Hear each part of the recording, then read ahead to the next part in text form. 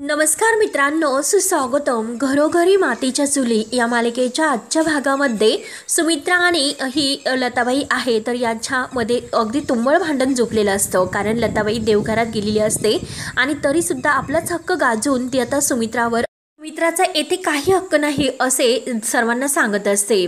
तेव्हा मात्र आता सुमित्राला खूप राग येतो. सुमित्रा म्हणते की ही तर हक्काने आज माझ्या देवघरात घुसली, परंतु उद्या स्वयंपाकघरात सुद्धा घुसू शकते अशी ही बाई आहे. तर लताबाई म्हणते की अगं सुमित्रे, तू माझं काय करतेस आणि काय आहे तुझं या घरामध्ये, आणि या घरामध्ये मी तुला आणलं होतं हे तू विसरू नकोस. तेव्हा आता लताबाईच्या तोंडून हे सगळं काही शब्द ऐकल्यानंतर सगळ्यांना खूप मोठा एक धक्का बसतो आणि सुमित्राला तर खूप असा राग येतो. तेव्हा आता सुमित्रा रागाने म्हणते की हो, मला वाटलंच होतं की तू असे हिशेब मांडशील म्हणून. आणि हे बघा, सुमित्रा तर सगळ्यांना सांगते आता माझी पूर्ण खात्री पटलेली आहे की ही बाई पार्वती नाही म्हणून. अगं माझी पार्वती होती ना, तर ती उजव्या हाताने जे दान केलेलं आहे तर ते डाव्या हाताने सुद्धा कळून न देणारी अशी ती बाई होती. आणि त्यांनी असे हिशेब कधीही मांडले नव्हते हे लक्षात घे. परंतु तुझे काही वागते ना ते जरा आतीच वागते, त्यामुळे तू आमची पार्वती नाही. आणि चल घटकाभर समजूयात की तू पार्वती आहे म्हणून. आणि काय ग, कुठे होते इतके वर्ष? अगं तू तर ऋषिकेशला ताना असताना माझ्याकडे सोपून गेली होतीस, त्याला सोडून गेली होती. परंतु त्यानंतर ऋषिकेशला लहानचं मोठं कोणी केलं, तर त्यासाठी मी किती खस्ता खाल्ल्या असतील. आणि नानांचा तू तर विचार केलास नाही. नानांची साथ तर तू आयुष्यातून मध्ये सोडून दिलीस. त्यांना आयुष्यभराची जी साथ हवी होती तर ती मी साथ त्यांना दिलेली आहे. अगं काय करावं लागतं घर उभं राहण्यासाठी, खस्ता खावे लागतात. अगं मायेचा ओलाव्याने ते घर बांधून ठेवावं लागतं. काही दिशांना अगदी धावणाऱ्या ह्या इच्छांना आडून ठेवावं लागतं, तेव्हा कुठे घर उभं राहतं. आणि गेल्या अनेक वर्षापासून हे घर मी जबाबदारीने सांभाळते. आणि काय ग, या बहरलेल्या वृक्षावर अगदी फुलं वेचायला तू तर आयतीच आली आणि येथे माझा हक्क गाजवते की काय मीच या घराची मालकीन आहे म्हणून. आणि वर तू मलाच विचारते की तुझं काय आहे म्हणून. आणि हे बघ, हे सगळं जग आहे ना, ते सगळं जग माझं आहे, लक्षात ठेव. तेव्हा लगेच आता ही लताबाई म्हणते की अगं तुझं जग तर फक्त ऋषिकेश सोडून तुझी मुलं आहेत. तेव्हा लगेच आता सुमित्राला भलताच राग येतो. सुमित्रा म्हणते की हे बघ अगं, ऋषिकेश सुद्धा माझाच मुलगा आहे, हे गोष्ट लक्षात घे. आणि सारखं ऋषिकेश माझा करू नकोस. तेव्हा आता लताबाई पुढे म्हणते की हे बघ, एक गोष्ट लक्षात ठेव, ऋषिकेश माझा आहे आणि नानासाहेब सुद्धा माझे आहेत. तर सुमित्रा म्हणते की अगं नानासाहेबांचा का विचार करते, नानासाहेब आणि तुझा संबंध तर कायमचा संपलेला आहे. तेव्हा लगेच आता लताबाई म्हणते की अगं, नवऱ्याचा आणि माझा संबंध कधीही सुटत नसतो आणि हे बघ मी तुला पार्वती नाही समजत. तेव्हा मात्र आता लगेच लताबाई म्हणते की अगं कुठला संबंध आणि कुठले 7 जन्म संबंध बोलतेस.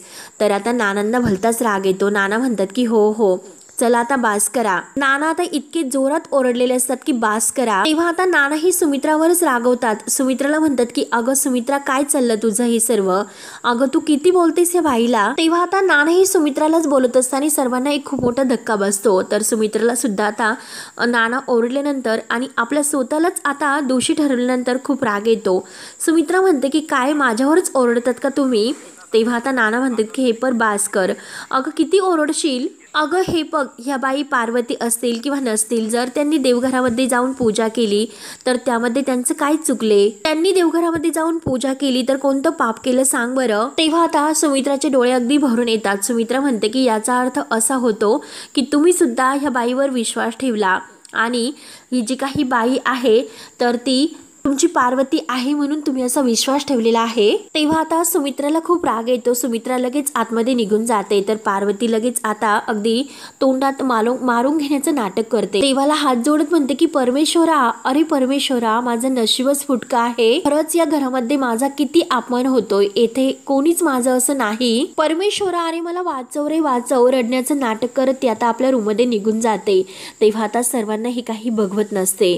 तेव्हा आता लगेच जानकी नानांना म्हणते की नाना हे बघा, तुम्ही काय गरज होती सुमित्रा आईवर इतकं रागवण्याची. तर नाना म्हणतात की हे बघ जानकी, मी काय करू जानकी हे मला सांग ना. अगं मला काय करावं हेच कळेनसं झालेले आहे.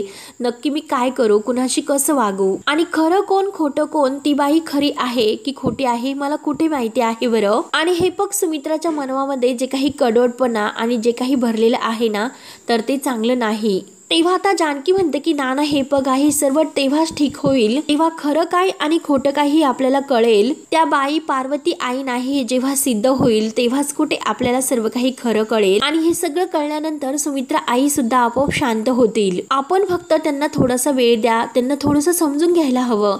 तेव्हा आता जानकी इतकं काही समजून घेत असताना सारंग ऐश्वर्या यांना खूप जानकीचा राग येत असतो. ते जानकीवर आता दात खात असतात. जानकी हे म्हणते की हे बघा, कितीही काही जरी सांगितले तरी सुद्धा त्या पार्वती आई नाही. आणि हे बघा, हिम्मत काकांना ही माहिती होते, तर हिम्मत काका ती सांगण्यासाठी येथे का आले नसतील. आणि हे बघा, जर त्या पार्वती आई आहेत हे जर आपल्याला शोधायचं असेल तर त्यासाठी आपल्याकडे कोणता तरी ठोस पुरावा असायला हवा. आणि तो पुरावा आपल्याला शोधून काढावा लागेल.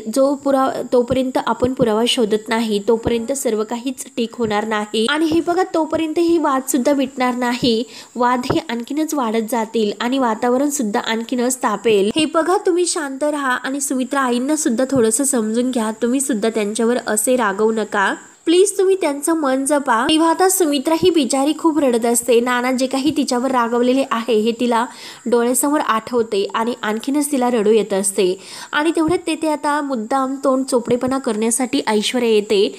ऐश्वर्या आता आणखीन आगीत तेल ओतण्याचं काम करायला सुरुवात करते. ऐश्वर्या मुद्दाम आता सुमित्राच्या खांद्यावर हात ठेवते. तर आता सुमित्राला असे वाटते की नक्की जानकीच आलेली आहे म्हणून. ऐश्वर्या म्हणते की यापुढे मात्र प्रत्येक जो काही हात आहे आधाराला तर तो जानकीचा असेल असे नाही. या भ्रमात तुम्ही राहू नका. आणि हे बघा, तुम्हाला असून सुद्धा हेच वाटते की जानकी तुमच्याशी समजवायला येईल, तुमच्याशी बोलायला येईल म्हणून. अहो, ती नाही येणार, कारण तिची खरी सासू आता घरात आलेली आहे.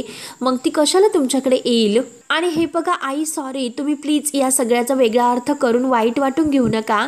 मी येथे जानकीच्या विरुद्ध नाही आणि जानकीच्या विरुद्ध तुमच्याशी बोलायला आले असे सुद्धा तुम्ही तुमच्या मनाला वाटून घेऊ नका. कारण आजपर्यंत तुम्ही माझ्यापेक्षा जास्त जानकीवर विश्वास ठेवत आलात. या घरामध्ये कायम ती जानकी बरोबर आहे आणि मी मात्र चुकीची आहे असेच होत आलेले आहे.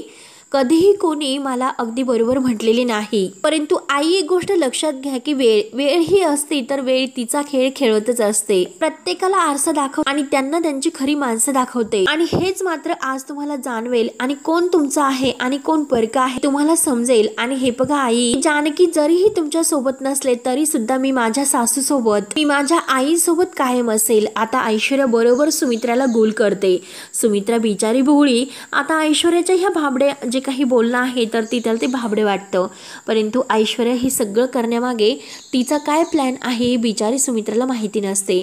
आणि ती लगेच आता या ऐश्वर्याच्या बोलण्यावर विश्वास ठेवते. ती सुमित्राला म्हणते की हो आई, एक गोष्ट लक्षात ठेवा, मी तुमची साथ कधीही सोडणार नाही. तेव्हा सुमित्रा रडत असते. तर सुमित्रा रडत असल्यानंतर सारंगला वाईट वाटतं. तरी सुद्धा सारंग हा अगदी ऐश्वर्याच्या होला हो करत असतो. आणि आता तो सुमित्राला म्हणतो की आई, अगं हे बघ, तू आता रडू नकोस, खरंच प्लीज, तू इतका स्वतःला त्रास करून घेऊ नकोस. आणि हे बघ, तू एकटी सुद्धा स्वतःला समजू नकोस. मी आणि ऐश्वर्या कायम तुमच्या सोबत असू. आणि हे बघ, ती बाई पार्वती नाही यावर आम्हाला पूर्ण विश्वास आहे. तेव्हा मात्र सुमित्रा म्हणते की अरे पण आपला विश्वास असून काय उपयोग, कारण नाना, ऋषिकेश आणि जानकी यांना सगळ्यांना हे कसं समजणार की ती पार्वती नाही म्हणून. त्यांना कोण समजवणार. तोच लगेच आता ऐश्वर्या म्हणते की आई, हे बघा, माझ्याकडे एक आयडिया आहे. सुमित्रा म्हणते की काय. तर ऐश्वर्या म्हणते की आपण त्या खोटारडे बाई आहे ना तिचं सामान चेक करायला हवे. सारंग म्हणतो की काय. तर ऐश्वर्या म्हणते की हो, आणि ते सुद्धा तिला काही न कळून देता अगदी आपण चोरी म्हणजे असल्यासारखं तिचं हे सामान चेक करायचं. सुमित्रा विचारते की त्याने काय होणार. तर लगेच ऐश्वर्या म्हणते की सत्य समोर येईन. आणि हे बघा आई, जर ती बाई पार्वती असेल तर तिच्या सामानामध्ये अशी काहीतरी गोष्ट असेल आणि त्यामुळे सिद्ध होईल की ती बाई पार्वती आहे म्हणून. आणि हे बघा, ती जर बाई पार्वती नसेल तर तिच्या सामानामध्ये आपल्याला आणखीन एक अशी गोष्ट सापडेल आणि त्यावरून आपल्याला सिद्ध होईल की ती पार्वती नाही म्हणून. तेव्हा आता सुमित्रा ऐश्वर्याच्या या बोलण्याचा विचार करते आणि म्हणते की अगं ऐश्वर्या, हे तर तुझं खरंच बरोबर आहे.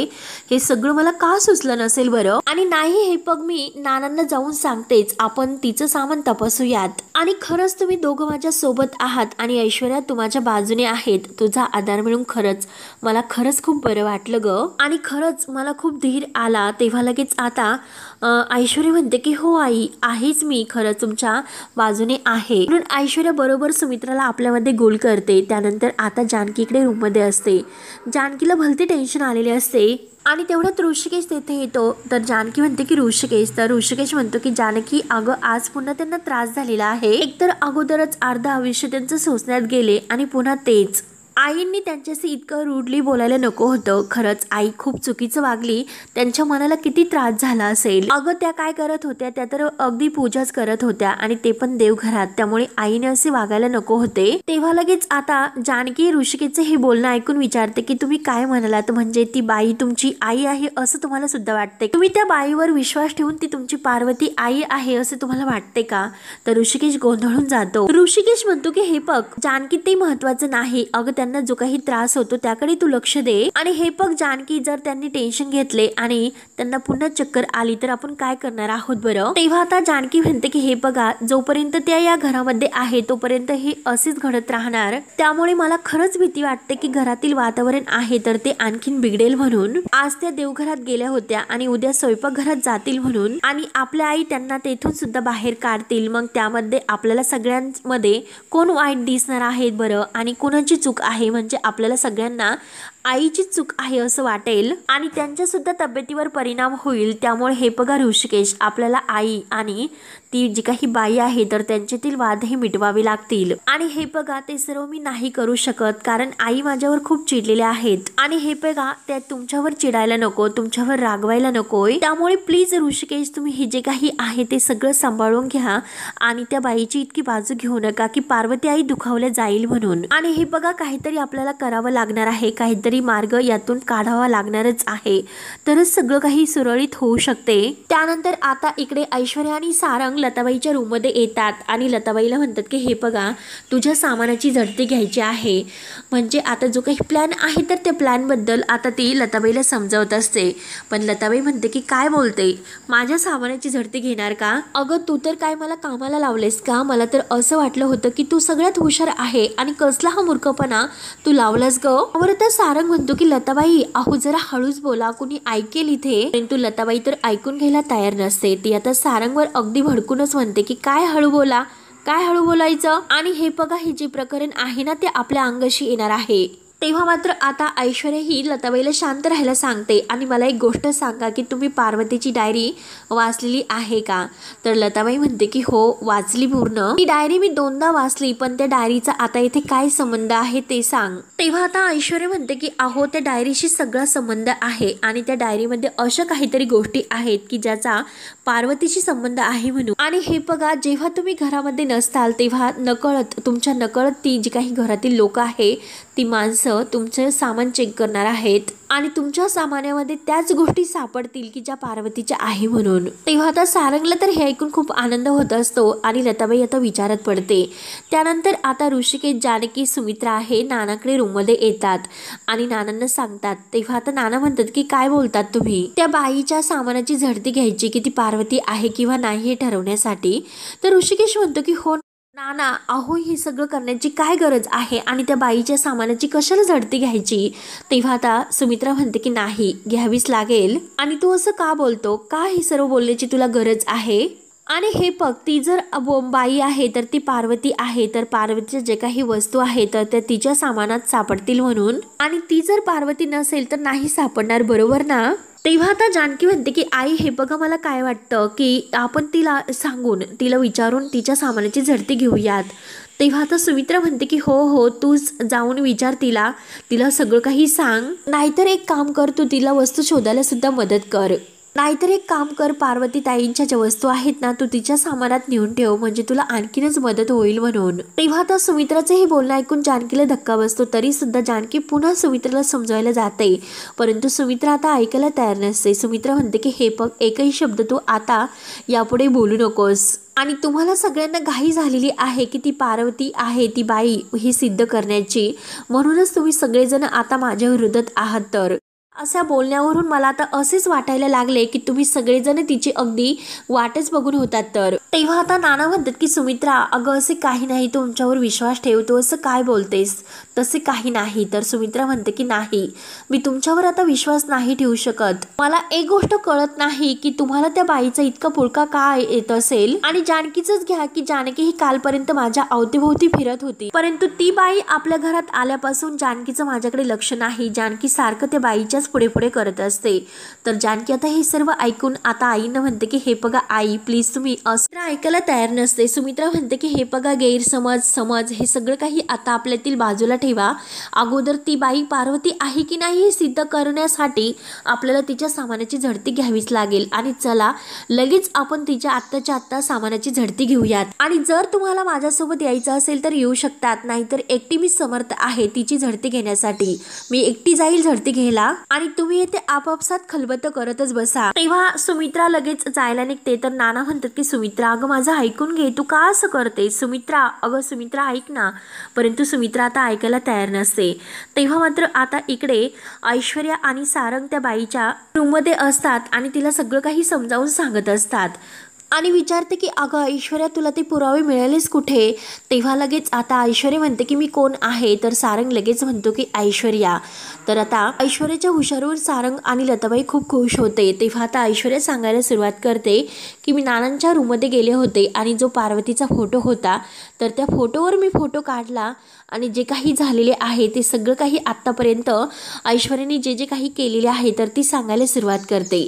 तेव्हा आता तो फोटो पुरावे मिळवण्यासाठी ती आता नानांच्या रूममध्ये येते आणि नानांच्या रूममध्ये कपाटातून ती काहीतरी वस्तू शोधत असते आणि तेवढ्यात त्या कपाटात ड्रॉवरमध्ये तिला नानांचा आणि पार्वतीचा फोटो सापडतो. आणि आता जे काही कानात त्या रिंगा वगैरे असतात तर त्या रिंगा त्या फोटोमध्ये ऐश्वर्याला दिसतात आणि ऐश्वर्या अगदी सेम टू सेम तशाच प्रकारच्या आणि कुणालाही न सांगता हुबेहूब अगदी पार्वती सारख्या सेम टू सेम त्या रिंगा मी बनवून घेतलेल्या आहे. तिच्या कानात जे काही म्हणतात पुड्या वगैरे ते बनवून घेतल्याचे ती सांगते. तर लताबाई अगदी खुश होते आणि जरा मी थोडंसं त्या काळ्या करून आणल्यात म्हणजे इतक्या वर्षांनी बघितल्यानंतर त्या जुन्या वाटायला नको का? अशा पद्धतीने मी ते जे काही आहे ते सर्व करून त्या पुढे आहे. तर लगेच लताबाई म्हणते की त्या माझ्या बॅगमध्ये तुम्ही ठेवून दिल्या. किंवा ऐश्वर्याने जे काही त्या नवीन रिंगा आणलेल्या असतात आणि त्या रिंगाला अगदी काजळाने थोडंसं काळं केलेलं असतं आणि त्याला थोडेसे काजळ वगैरे लावून ते जे काही आहे तर ते पार्वतीच्या बॅगमध्ये ठेवून दिलेले असतात म्हणजे लताबाईच्या. आणि त्या पुढेमुळे आता नक्की ओळखेल की हीच पार्वती आहे म्हणून. तेव्हा आता ऐश्वर्या हे सगळं काही अगदी ॲटिट्यूड मध्ये सांगते. तर लताबाई अगदी खुश होते. लताबाई म्हणते की अगं पोरी आहेस तरी तू कोण? खरंच अगं पोरी तू खूप हुशार आहे आणि आता मात्र त्या पुड्या माझ्या बॅगमध्ये बघितल्या तर सर्वांची खात्री पटेल. आणि लताबाई म्हणते की हो सगळ्यांची आता त्या पुड्या बघितल्यानंतर खात्री पटेल की मी पार्वती आहे म्हणून. तेव्हा मात्र आता सारंग म्हणतो त्या पुड्या बघून नाना म्हणतील की हीच पार्वती आहे. तर नाना आणि जे काही आहे ते सगळेजण आता लताबाईच्या रूममध्ये बॅग चेक करत असतात आणि त्यांना बॅगमध्ये त्या ऐश्वर्याने ठेवलेल्या पुड्या सापडतात आणि म्हणतात की हे कानातील मी पार्वतीला दिले होते. तेव्हा आता ऋषिकेश म्हणतो की याचा अर्थ म्हणजे ती बाई पार्वतीच आहे. तर तेव्हा आता जानकी ऋषिकेशचं हे बोलणं ऐकून म्हणते की ऋषिकेश अहो हे काय तुम्ही कुठल्या असं निष्कर्षावर हे पोहोचतात? अहो हे कानातलं कुणाकडेही सुद्धा असू शकते, अगदी नॉर्मल डिझाईन आहे हे. तेव्हा मात्र आता ऐश्वर्याने बरोबर त्यामध्ये पावती सुद्धा ठेवलेली आहे. तेव्हा लगेच आता सुमित्रा ही पुढे बॅग उचकते तर त्यामध्ये दीनानाथ आश्रमाच्या नावाची एक पावती सापडते. तेव्हा आता सर्वांना आणखीनच धक्का बसतो की ही पावती कसली आहे? दीनानाथ आश्रम म्हणजे हे सर्व नक्की काय आहे? तेव्हा आता ऋषिकेश ती वाचतो आणि दीनानाथ आश्रम म्हणजे याचा अर्थ असा होतो की त्या बाई येथेच राहत असतील म्हणून. आणि जानकी चल आत्ताच्या आत्ता जाऊन आपण चौकशी करूयात. म्हणून जानकी आणि ऋषिकेश आता त्या बाईची चौकशी करण्यासाठी त्या आश्रमात जायला निघतात. तेव्हा मात्र आता लगेच सुमित्राला भलता राग येतो. सुमित्रा रागानेच आता ते बॅग वगैरे आहे तर ते फेकून देते. त्यानंतर आता इकडे सारंग ऐश्वर्याला विचारतो की त्या आश्रमाचं काय नक्की तुम्हाला त्या आश्रमाबद्दल माहिती होते का? कारण ऐश्वर्याने बरोबर सगळी जी काही सेटलमेंट आहे तर ती अगोदर लावून ठेवलेली आहे. अगोदर त्या पुड्या आणि आता दीनानाथ आश्रमामध्ये जेव्हा जानकी आणि ऋषिकेश जातील तेथे चौकशी करतील तर तेथे सुद्धा आता या ऐश्वर्याने अगदी खोटं जे काही आहे पार्वती सिद्ध होण्यासाठी ते सर्व प्लॅनिंग व्यवस्थित आखून ठेवलेलं असतात. ऐश्वर्या आता स्वतःची हसते. सारंग ऐश्वर्याला म्हणतो की हे बघा म्हणजे वहिनी ही दादालाच घेऊन जर त्या दीनानाथ आश्रमामध्ये जर गेली आणि तेथे चौकशी केली तर त्यांना समजेल की अशी पार्वती नावाची कोणतीही बाई तेथे राहत नव्हती. तर तर लताबाई म्हणत असते की हो, जर असे झाले तर ती जानकी आपली पूर्ण वाट लावेल. तेव्हा ऐश्वर्या हसून म्हणते की जानकी जानकी माझी कोणतीही वाट नाही लावू शकत. ती जरी जानकी 1 पाऊल पुढे असली तरी तिच्या मात्र 2 पाऊल ही ऐश्वर्या पुढे असते. कारण ती जरी तेथे गेली तरी जाऊन द्या, ऑलरेडी मी तिच्या अगोदर तेथील एका माणसाला भेटून सगळी काही व्यवस्थित तयारी करून ठेवलेली आहे. त्यामुळे जानकी जरी तेथे गेली तरी सुद्धा तिला तेथे कोणताही पुरावा नाही सापडणार. स्वतः जानकी आणि ऋषिकेश जेव्हा चौकशीसाठी आश्रमात जातील तेव्हा त्यांना तेथे गेल्यानंतर हेच कळेल की ती बाई पार्वती पुरुषोत्तम रणदिवे आहे म्हणून. तेव्हा जानकी आणि ऋषिकेश त्या आश्रमात येतात. ते रिसीट वगैरे मोबाईलमध्ये ते फोटो वगैरे दाखवतात तेथील आश्रमातील त्या जे काही चालक आहे त्यांना. तर जानकी त्यांना विचारते की तुम्ही यांना ओळखतात का. ऋषिकेश विचारतो की ह्या दीनानाथ आश्रमाशी यांचा काही संबंध आहे का, आणि आपल्या मोबाईलमधील तो फोटो त्यांना दाखवतात. तर ऐश्वर्याने येथे सुद्धा पूर्ण आता प्लॅनिंग करून ठेवलेले असते. तेव्हा आता हा जो काही चालक आहे तर तो सुद्धा मुद्दा म्हणतो की हो, ह्या तर आपल्या पार्वती मावशी आहेत आणि यांचं नाव पार्वती रणदिवे आहे. आता असे सांगितल्यानंतर जानकी आणि ऋषिकेश यांना खूप मोठा धक्का बसतो. आणि बरीच वर्ष त्या आमच्या आश्रमात राहिल्या आणि येथील लोकांना त्यांनी लळा सुद्धा खूप लावला असे ऐश्वर्याने जे जे काही सांगण्यासाठी सांगितलेले आहे ते सर्व आता हा चालक ऋषिकेश आणि जानकीला जेव्हा सांगतो तर या दोघांच्या पायाखालची जमीन सरकते. तेव्हा मात्र आता तो चालक म्हणतो की चला मी तुमच्यासाठी चहा सांगतो.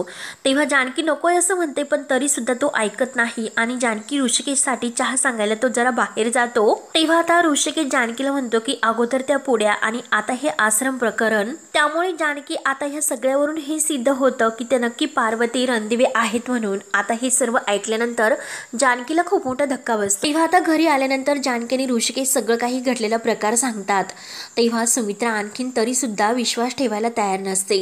तेव्हा लगेच नाना म्हणतात की सुमित्रा, अगं अजून कितीपर्यंत तू संशय घेणार आहे. अगं तूच तुझ्या स्वतःच्या हाताने ते सगळं काही सामान तू शोधून काढलं, ती पावती वगैरे, आणि ती पावती घेऊन हे दोघे सुद्धा त्या अनाथ आश्रमात जाऊन आलेत आणि तेथील त्या माणसांना सुद्धा सांगितले. तर लगेच सुमित्रा म्हणते की ती बाई पार्वती नाही म्हणून. परंतु हे बघा, मी तुम्हाला सांगते की ती बाई चोर आहे, लबाड आहे, 1 नंबरची खोटारडी सुद्धा आहे. तुम्ही तिच्यावर विश्वास ठेवू नका. आणि हे बघा, तुमच्या का लक्षात येत नाही की ते दोघं आता जेथे पोहोचायचं होतं तेथे दीनानाथ आश्रमाच्या मध्ये, तर यांना पोहोचण्या अगोदर तिने सगळं काही अगदी व्यवस्थित रचून ठेवले होते. ती बाई आपल्या घरामध्ये फूट पाडायला आलेली आहे. तेव्हा आता जानकी म्हणते की हे बघा आई, जरा शांत व्हा, या सगळ्याचा खरंच तुम्हाला खूप त्रास होतोय. तेव्हा आता सुमित्रा जानकीला दोषी ठरवते, म्हणते की अगं त्रास तर मला तुझ्या वागण्याचा होतोय. पार्वती नावाचं जे वादळ आहे तर तू या घरामध्ये ते घेऊन आलीस, त्यामुळे एकही शब्द तू माझ्याशी बोलू नकोस. तेव्हा आता नाना हे सुमित्रावरच ओरडतात. सुमित्राला म्हणतात की सुमित्रा, अगं हे सर्व काय चाललं तुझं,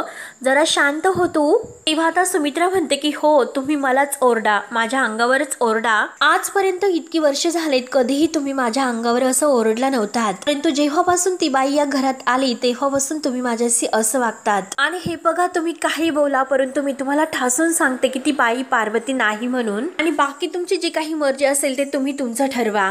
तेव्हा जानकी सुद्धा म्हणते की हो आई, ती बाई पार्वती नाही, हे 100% खरं आहे आणि मला सुद्धा तसेच वाटते. तेव्हा आता ऋषिकेश म्हणतो की जानकी, तर जानकी म्हणते की हो ऋषिकेश म्हणतो की अगं जानकी, इतकं काही पुरावे आपल्या हाती आल्यानंतर तू अजून कसं संशय घेऊ शकते, सगळे पुरावे आपल्याकडे आहेत. तर ऋषिकेशला आता जानकी समजावते की हे बघा ऋषिकेश, जे काही आपल्या डोळ्यांना जरी दिसत असले पुरावे जरी आपल्याकडे असतील तरी सुद्धा दिसतं तसं नसतं, आणि कदाचित ते आपल्या समोर दिसावे म्हणून अगदी पुरावे आहे तर ते सुद्धा अगदी पेरले जाऊ शकतात. पार्वती आईंच्या कानातील आश्रमातील जे काही पुरावे आहेत तर ते पुरावे जे काही आहे तर त्यावर माझा संशय आहे. मला सगळं काही वरवरच वाटतं. मला असे वाटते की खोट्याला खरं सिद्ध करण्यासाठी हे सर्व केलेले असावे. गोष्ट लक्षात ठेवा, काही झाले तरी खऱ्याकडे एक अशी गोष्ट असते, जे काही पुरावे आहेत तर ते पुरावे जे काही आहे तर त्यावर माझा संशय आहे. मला सगळं काही वरवरच वाटतं. मला असे वाटते की खोट्याला खरं सिद्ध करण्यासाठी हे सर्व केलेले असावे. गोष्ट लक्षात ठेवा, काही झाले तरी खऱ्याकडे एक अशी गोष्ट असते जी खऱ्याला खरं आणि खोट्याला खोटं सिद्ध करते. तेव्हा आता सुमित्रा विचारते की म्हणजे जानकी, तुला नेमकं काय म्हणायचं आहे. तेव्हा जानकी म्हणते की हे बघा, हे सगळे काही पुरावे बाजूला ठेवा. अशी एखादी गोष्ट असेल जी पार्वती आईंनाच त्यांची माहिती असेल, एखादी जन्मखून असून द्या किंवा एखादी आठवण. तेव्हा नानांच्या लक्षात येते. नाना म्हणतात की पार्वतीच्या डाव्या हातावरच एक तीळ होता. तेव्हा आता हे ऐकून जानकीला खूप आनंद होतो. नाना म्हणतात की म्हणजे असे की जर ह्या आईच्या हातावर तो तीळ असेल तर ती आपली पार्वती असेल। तेव्हा जानकी लगेच म्हणते की हो नाना, मग झाले तर, आणि खरं तर पुरावा तर आपल्याच समोर आहे, मग आपल्याला आत्ताच कळेल की खरं काय आणि खोटं काय। तेव्हा मित्रांनो हा भाग येथे संपतो। पुढील भागामध्ये आता जो काही तळहातावरील तीळ आहे तो बघण्यासाठी सर्वजण एकत्र येतात आणि सगळ्यांच्या समोर नाना हे लताबाईला म्हणतात की तुम्ही तुमचा डावा हात पुढे करा। तेव्हा जानकी म्हणते की हो, खरं तर तुमच्या हातावर तो तीळ असेल तर तुम्हीच पार्वती आई असताल। तर ऐश्वर्याला टेन्शन येते की पार्वतीच्या डाव्या हातावर तीळ आहे, डायरीत लिहिलेले नसते। तेव्हा आता लगेच सुमित्रा म्हणते की अगं कसला विचार करतेस, दाखव। तर लताबाई आपला हात पुढे करते। तेव्हा आता लताबाई हात पुढे केल्यानंतर सर्वांना एक प्रकारचा मोठा धक्का बसतो। म्हणजे नक्की काय आता हातावर तीळ असेल किंवा नसेल हे बघण्यासाठी आपल्या चॅनलला तुम्ही नक्की सबस्क्राईब करत राहा। धन्यवाद।